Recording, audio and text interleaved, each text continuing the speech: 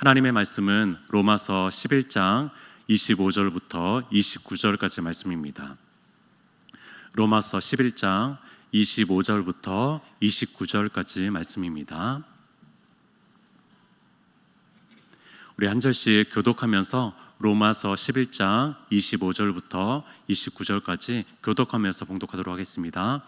형제들아, 너희가 스스로 지혜 있다 하면서 이 신비를 너희가 모르기를 내가 원하지 아니하노니, 이 신비는 이방인의 충만한 수가 들어오기까지 이스라엘의 더러는 우둔하게 된 것이라.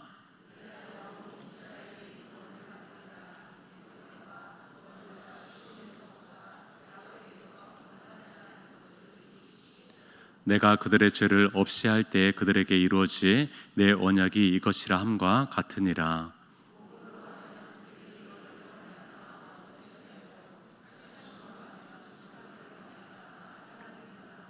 다 함께 하나님의 은사와 부르심에는 후회하심이 없느니라. 아멘. 이 찬양을 한번 좀 들어보셨거나 아니면 이제 또 다 자주 부르시는 찬양일 수도 있을 것 같은데, 바로 이 찬양입니다. 하나님의 부르심에는 후회하심이 없네. 내가 이 자리에 선 것도 주의 부르심이라. 하나님의 부르심에는 결코 실수가 없네. 나를 부르신 하나님의 신실하심을 믿네. 우리 찬양 좋아하는 찬양이시죠? 우리가 요즘에 많이 부르는 찬양 중에 하나라고 생각이 듭니다. 참으로 감동이 됩니다. 하나님의 행동과 하나님의 말에는요, 실수가 없고 후회가 없다라는 것이죠. 참 후회가 많이 찾아오는 저와 또 우리의 삶 가운데 하나님은 후회가 없으신 부르시는 분이라는 것이 얼마나 감동스러운지 모르겠습니다. 그러니까 우리는 이제 오류가 많고 또 실수도 있고 그런 사람임에도 불구하고 하나님께서 부르신 그 부르심은요, 절대적인 부르심이라는 거예요. 이 부르심은요, 후회가 절대 없다라는 것이죠. 이 부르심은요, 절대 실수가 없다라는 상대적 부르심이 아니라, 불완전한 부르심이 아니라, 미완성된 부르심이 아니라 하나님의 온전하고 후회가 없는 부르심이라고 얘기하는 그런 찬양이 바로 이 찬양이고, 이 찬양은 로마서 11장 29절을 근거해서 가사화된 찬양입니다. 오늘 본문 마지막 구절입니다. 때로는 찬양이 성경 구절을 풍성하게 하기도 하는데, 또 성경 구절이 찬양을 풍성하게 하기도 합니다. 오늘 설교 말씀이 오늘 부르는 이 찬양, 아까 불렀던 이 찬양을 더욱더 새롭게 하고 더욱더 풍성하게 하는 찬양이었으면 좋겠고, 또 그런 설교였으면 좋겠습니다. 로마서 9장에서부터 11장까지 이 말씀은요, 사도 바울이 깊은 신학적 고심 속에서 나온 결과물입니다. 로마에 있는 교회가 두 부류가 좀 나눠졌습니다. 이방인 교인들이 있었고 또 유대인 교인들이 있었습니다. 그런데 이 둘이 마치 물과 기름처럼 연합되지 못하고 있는 모습들을 바라보게 된 것이고, 또 이방인 교인들은 많이 새가족들이 많이 찾아오는데 이 유대인들은 이 새가족들이 없는 거예요. 생겨나지 않습니다. 등록자가 거의 없는 모습을 보면서 너무나 안타까우면서 그들의 완고한 모습들을 바라보게 된 것이죠. 유도 예수 그리스도에 대해서만 얘기하면은 이들이 받아들이지 못하는, 수용하지 못하는 그 모습을 바라보게 된 것이죠. 옛 가치와 옛 전통에 사로잡혀 있어가지고 여전히 그 구약의 율법에 사로잡혀 있는 모습을 탈피하지 못하는 그 모습들을 바라보게 된 것이죠. 교회 안에 들어온 유대인 그리스도인조차도 그것을 벗어나지 못하는 모습들을 보면서 너무나 안타까워하면서 바울이 이런 신학적인 고민들과 질문들을 던지기 시작합니다.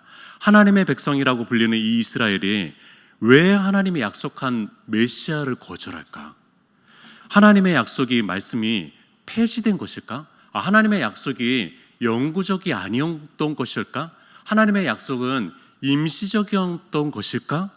이스라엘의 완악한 마음은 최종적인 마음일까? 이제 끝나버리는 것일까? 이제 하나님께서 완전히 그들을 포기하신 것일까? 그들에겐 소망이 전혀 없나? 라는 질문들을, 신학적인 질문들을 던지기 시작합니다.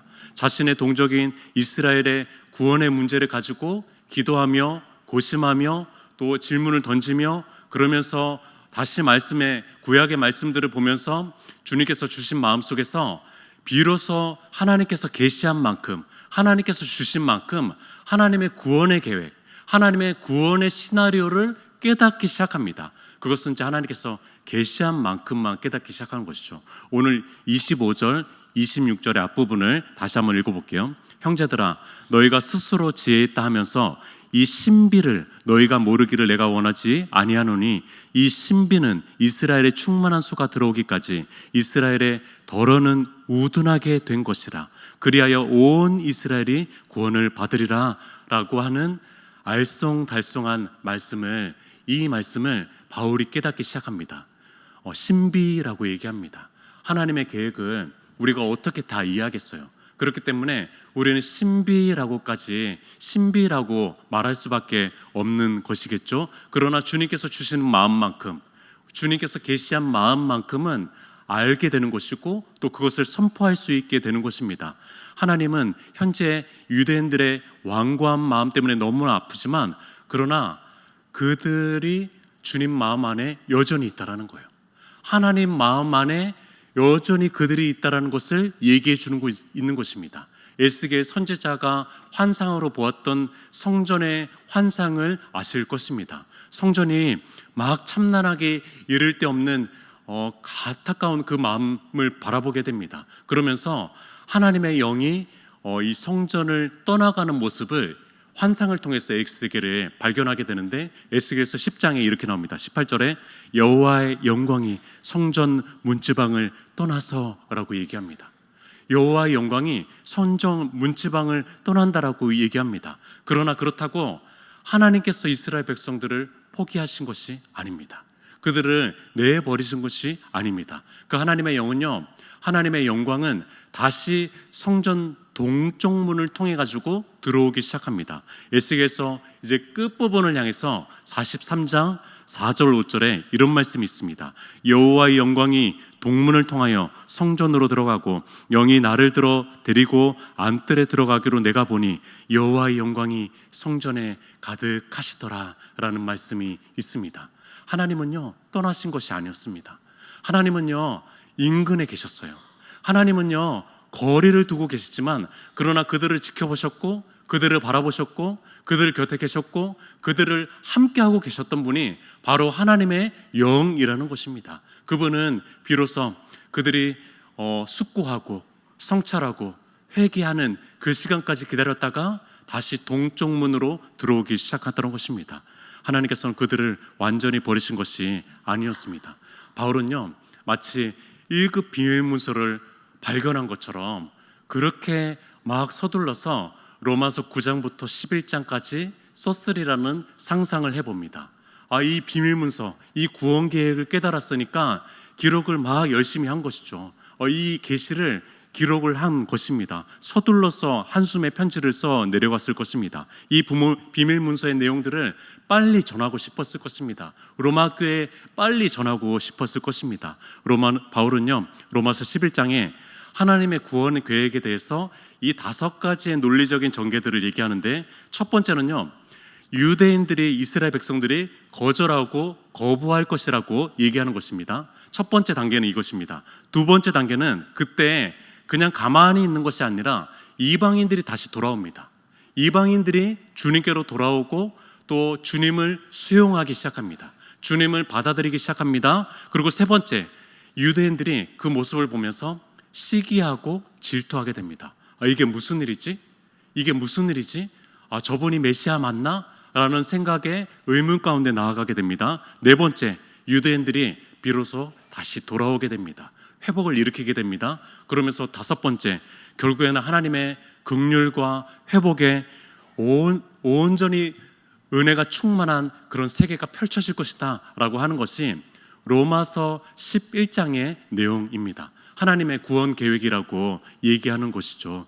이스라엘이 메시아를, 주님을 거절하는 것은요, 시한부입니다.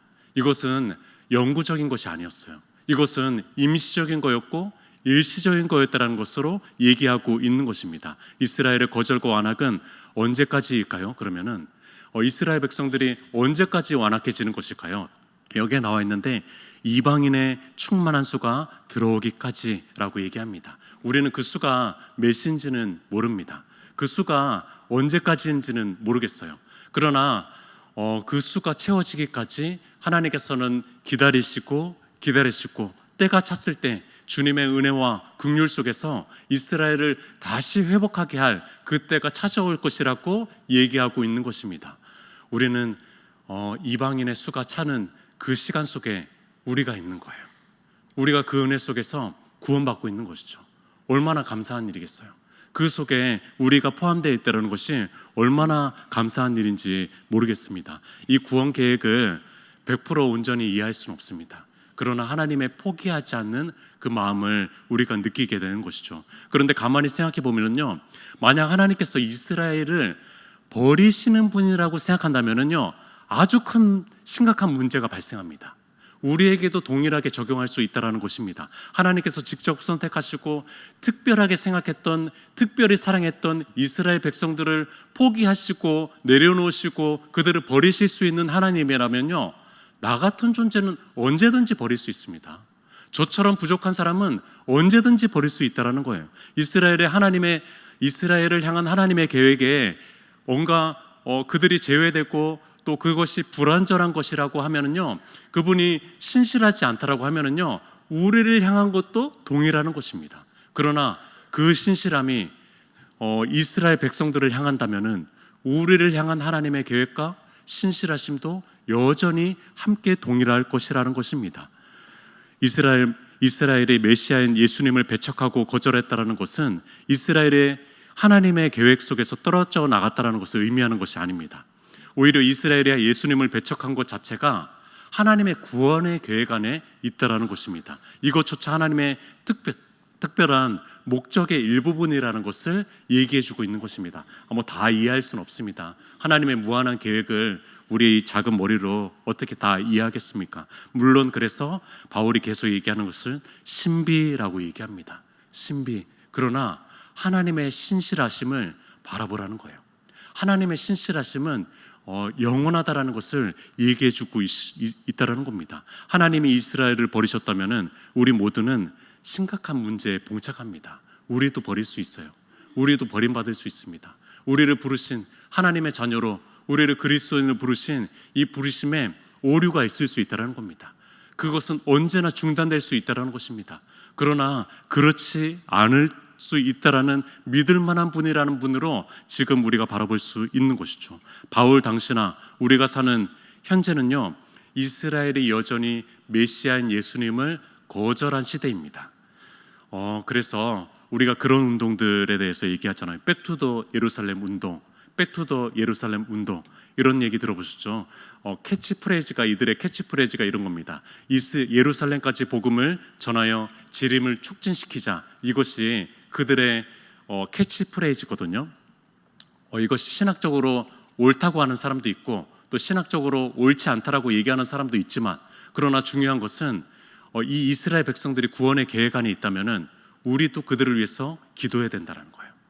우리도 우리 이방인들의 구원만을 위해서가 아니라 유대인들, 원래 원뿌리였던 유대인들, 이스라엘 백성들이 다시 돌아오고 회복될 것에 대해서, 왜냐하면 그것이 하나님의 계획한 하나님 나라의 온전한 세계이기 때문에 그들을 위해서 기도하고 중보할 수 있어야 되는 것입니다. 29절을 보겠습니다. 하나님의 은사와 부르심에는 후회하심이 없느니라 라고 하는, 아까 처음에 불렀던 그 찬양의 가사의 핵심입니다. 참으로 감동스럽죠. 새 번역으로 들으면요 더 감동스럽습니다. 한번 들어드릴게요. 하나님께서 주시는 고마운 선물과 부르심은 철회되지 않습니다. 참 감동스럽죠. 하나님의 부르심은요, 후회하지 않는 것뿐만이 아니라 철회되지 않는 부르심입니다. 그 부르심은 철회되지 않습니다. 이것이 우리의 소망의 근거입니다.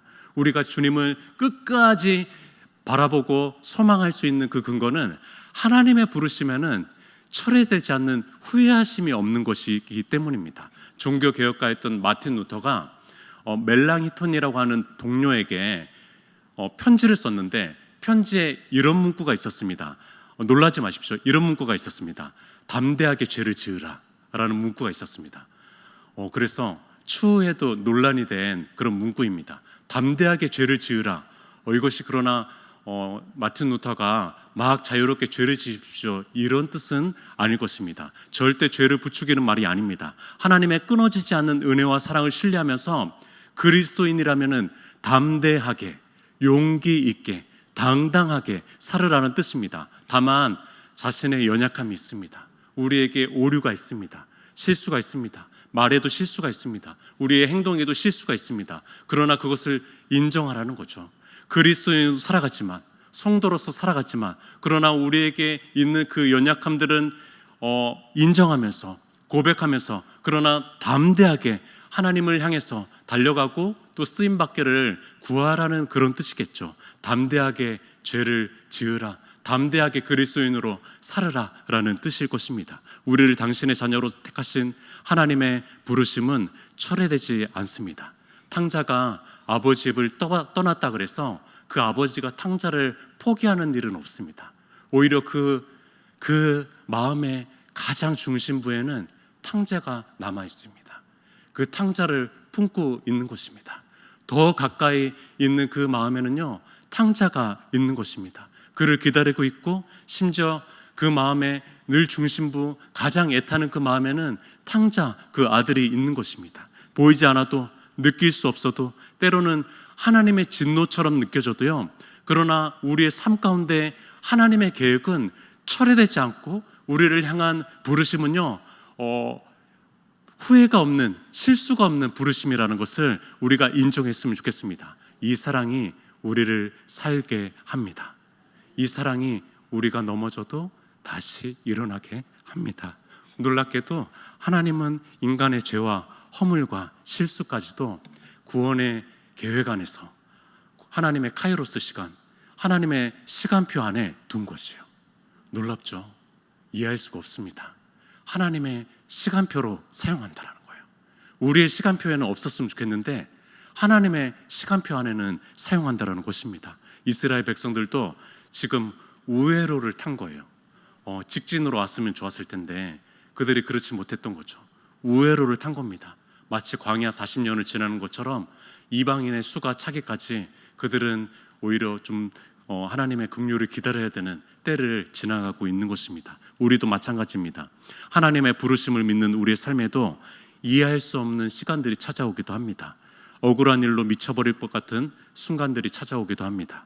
경제적인 한계적 상황으로 답답해서 가슴만 두드리는 일들이 찾아오기도 합니다. 사람들에게 받은 상처로 억울한 눈물을 한껏 쏟아내는 그런 시간들이 찾아오기도 합니다.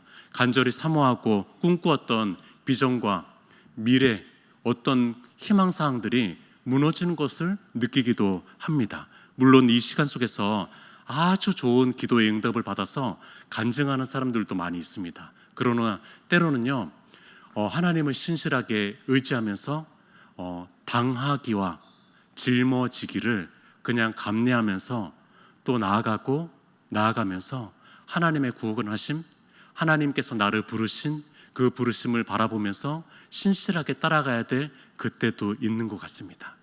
그때 주시는 하나님의 나를 향한 하나님의 계획도 있는 것 같습니다. 그때는 나를 성장시키려는 하나님의 뜻이겠죠. 참으로 이쁘신 주님께서 우리를 부르셨기에 우리를 신실하게 인도하시고 또한 그분을 신실하게 우리가 따라갈 수 있었으면 좋겠습니다. 때로는요, 나만 짊어질 수 있는 아무나 감당할 수 없는 사역을 허락해 주기도 합니다. 그때는 고독합니다. 그때는 외롭습니다. 그때는 어떤 얘기도 하기 어려울 때도 있습니다. 참 힘들 때도 있습니다. 왜 내 이 자리에 주어졌지? 라고 생각할 때도 있습니다. 막 다 내려놓고 싶은 마음이 들 때도 있습니다. 계속 사역을 해야 되나? 정말 사역하고 싶지 않다. 목회하고 싶지 않다. 라는 마음이 찾아들 때도 있습니다. 속으로 울기도 합니다. 그러나 한편으로 이런 생각이 듭니다. 이것을 감당할 수 있는 사람을 나로 하나님께서 세우셨나? 라는 생각을 하기도 합니다. 때로는 그 가장 힘든 자리에 나를 세우신 것은요, 하나님께서 나를 적임자로 생각했다라는 거예요. 하나님께서 나를 그 적임자로 원하셨고 바라보셨고 그렇게 기다리고 계신다라는 것이죠. 참으로 감사한 일입니다. 제가 좀 힘든 얘기를 우리 귀한 동역자인 조선미 전사님에게 좀 하는데 전사님이 이런 얘기를 해주더라고요. 목사님, 이 시간이 교회적으로도 또 목사님에게도 결코 실이 아니라 득이 될 것입니다 라는 얘기를 해주더라고요. 얼마나 위로가 되는지 모르겠어요. 우리 교회적으로 분명히 실이 아니라 득이 될 것입니다. 하나님 나라 안에서, 하나님의 부르심 안에서, 하나님의 구원하심 안에서 우리 교회와 담임 목사님과 또 우리 모두는요, 실이 아니라 득이 될 것입니다. 이런 마음이 들었습니다. 우리에게 찾아오는 삶의 여러 가지 환경 속에서 하나님께서 이렇게 말씀하시는 것일 수도 있다라는 생각이 들었습니다. 몇 월 며칠에 너의 어려운 마음 때문에 너가 마음이 가난해져서 내가 너 마음에 쉽게 들어갈 수 있었어 라는 마음을 주시기도 합니다. 또 몇 월 며칠에 내가 너무 말을 듣지 않아가지고 내가 너 손을 꼭 잡고 있었어, 내 손을 꽉 잡았단다, 많이 아팠지? 라는 마음을 주시기도 합니다. 몇 월 며칠에 또 너 실수로 인해서 자책하는 너의 곁에 아무 말하지 않고 너의 곁에서 너를 중보하고 있었어, 고독했지? 그러나 너 곁에 내가 꼭 붙어 있었단다. 몇 월 며칠에 잘 감당할 수 있나, 그 일을 잘 감당할 수 있나 노심초사하면서 걱정하고 우려하는 너의 마음 가운데, 그래서 아무것도 손에 잡히지 않고 있는 너의 마음 가운데, 그러나 나는 나의 일들을 신실하게 하고 있었어. 정훈아, 이 부르심은 철회되지 않는다. 우리 성도님들을 향해서도 동일하게 말씀하시는 것이죠. 누구누구야, 이 부르심은 철회되는 것이 아니란다.